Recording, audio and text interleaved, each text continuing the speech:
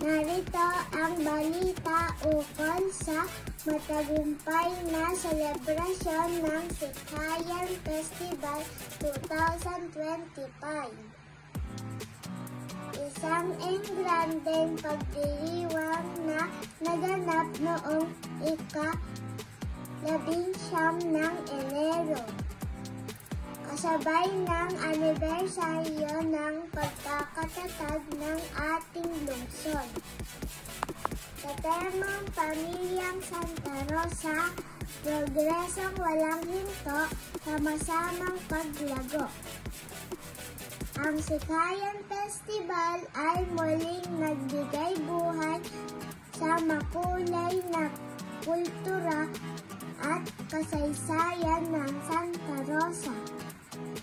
Pinangunahan ni Mayor Arlene V. Arcillas ang pagbubukas ng programa, kung saan pinasalamatan niya ang bawat sektor na nagtutulungan upang maisulong ang progreso ng ating bayan. Isa sa mga tampok na selebrasyon ay ang street dance competition na nilahukan ng 9 na barangay. Nagpakitang gilas ang mga kalahok sa makukulay at malikhaing pagtatanghal. Nangibabaw ang Barangay Tagapo bilang kampyon. Kasunod ang Barangay Dila sa ikalawang pwesto at ang Barangay Pulong Santa Cruz sa ikatlong pwesto. Hindi rin nagpahuli ang Barangay Market Area na itinanghal bilang Reyna ng Sikayan. Habang ang Barangay Tagapo ay nanalo ng Best in Costume at ang Barangay Dila ang nag-uwi ng parangal na Best in Street Dance.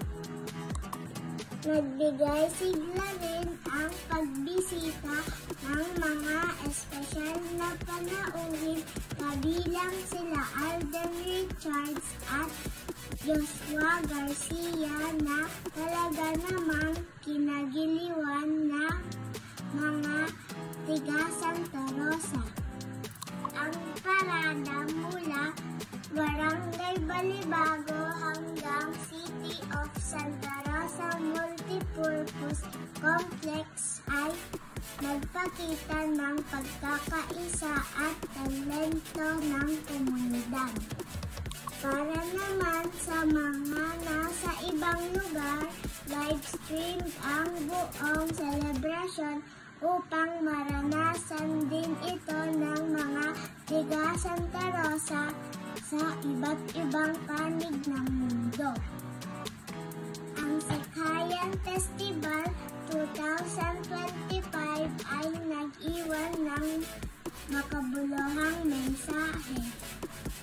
Ang Santa Rosa ay patuloy na umuunlad, makaugat sa pagkakaisa, kultura at sama-samang pagkilos.